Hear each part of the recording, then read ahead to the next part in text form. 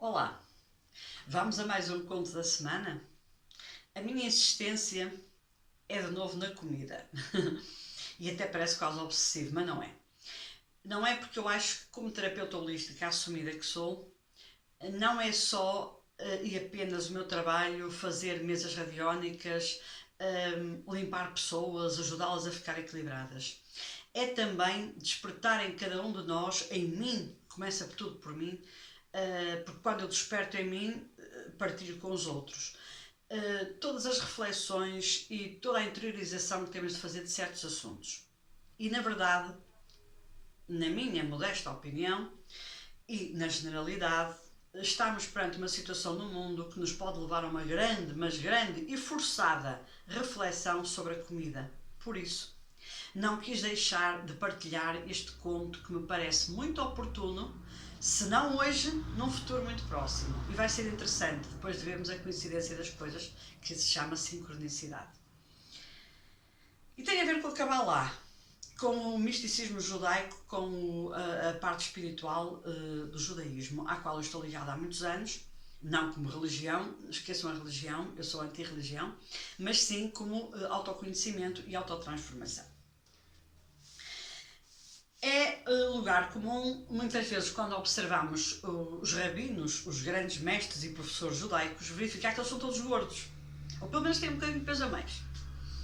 E é muito engraçada a nossa relação entre o comer muito, a gula, e certos traumas e certos problemas e certas relações que nós temos, ou desta vida ou de vidas passadas.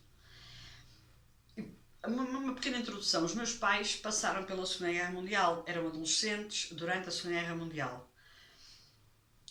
Nasceram no final dos anos, portanto no início dos anos 30 quase, e portanto passaram toda aquela fase terrível da Segunda Guerra Mundial, embora em Portugal, onde o país não teve intervenção direta na guerra, mas com toda a carência e toda a fome que existiu em Portugal à época, por motivos vários que todos sabemos, é uma questão de ler história.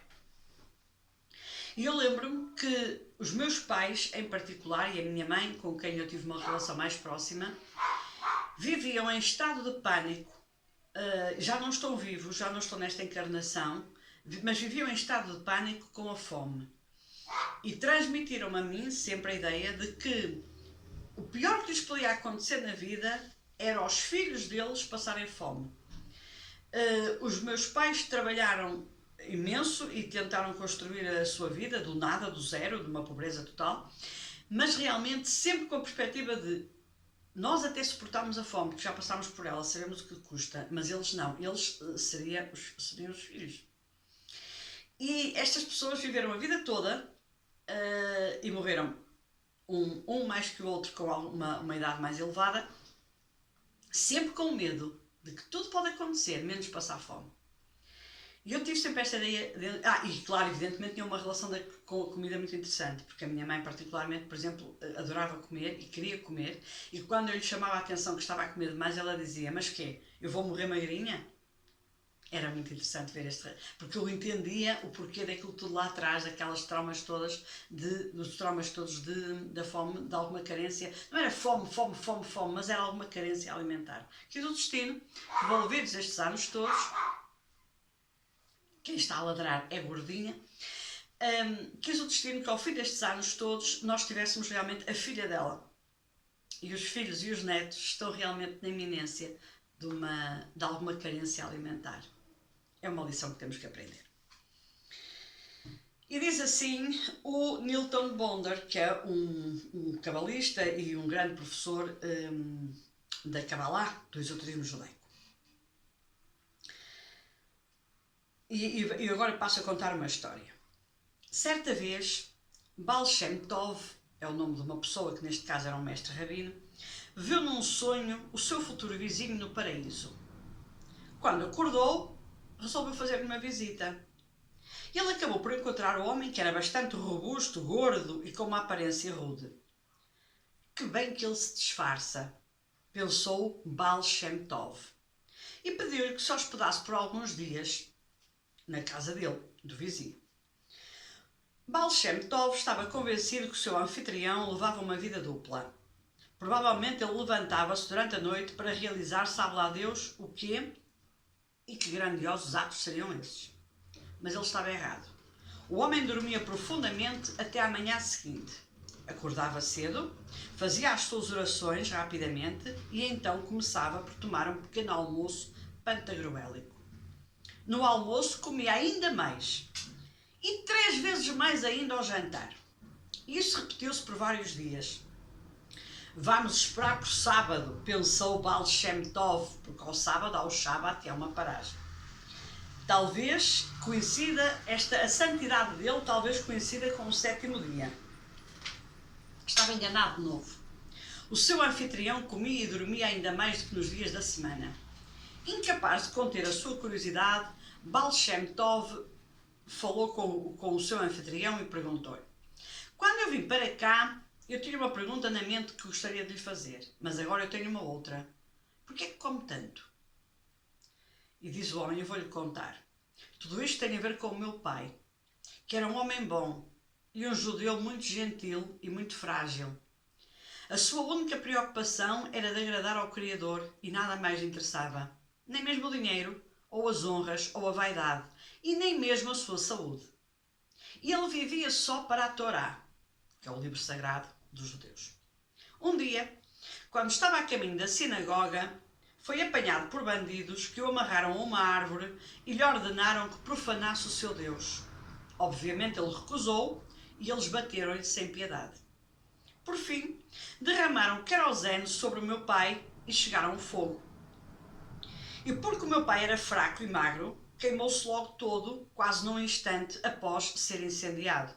E eu, que estava lá, que presenciei tudo, jurei que se algum dia viesse a passar pelo mesmo teste, não deixaria que me fizessem o mesmo tão facilmente. Eu gostaria que o judeu não se consome assim como uma magra e miserável vela. Não. Quando eu queimar ou quando alguém me tentar queimar, por muito tempo vou morder o ódio, porque eu não vou arder com facilidade. Esta é a razão pela qual eu como tanto. Toda a minha energia e toda a minha paixão é devotada à comida. Não que eu esteja com fome, mas porque quero não se transformar numa vela e não arder com a facilidade com que ardeu o pai. Esta história, cujo objetivo é o de exaltar a devoção ou mesmo registar um desesperado protesto, fala muito de perto aos momentos em que nos apegamos ou que nós nos encontramos muitas vezes prontos a devorar, seja lá o que for que se cruze no nosso caminho. Sabemos que muitas vezes em que nos alimentamos, o fazemos por outras razões que não a fome. Comemos para provar alguma coisa, para expressar alguma coisa, ou para evitar alguma coisa, ou até mesmo para controlar alguma coisa, ou para reprimir alguma coisa. Frequentemente sentimos-nos tão impotentes em relação à vida e ao mundo que a maneira de comunicar algo dá-se através de uma relação mais concreta que temos com a realidade exterior.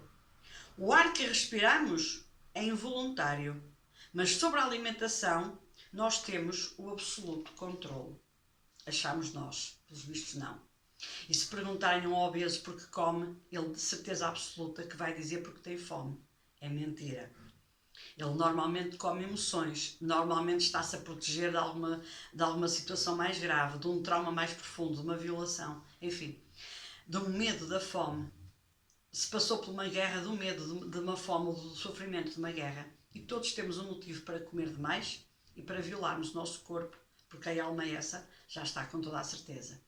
Contudo, temos ajudas, temos a quem recorrer, podemos pedir ajuda. Se Deus nos deu todo este leque de oportunidades para nós sairmos destes registros traumáticos em que vivemos, está na hora de recorrermos a todas as ferramentas. Não há mais desculpa. Um grande abraço de luz e até à próxima partilha.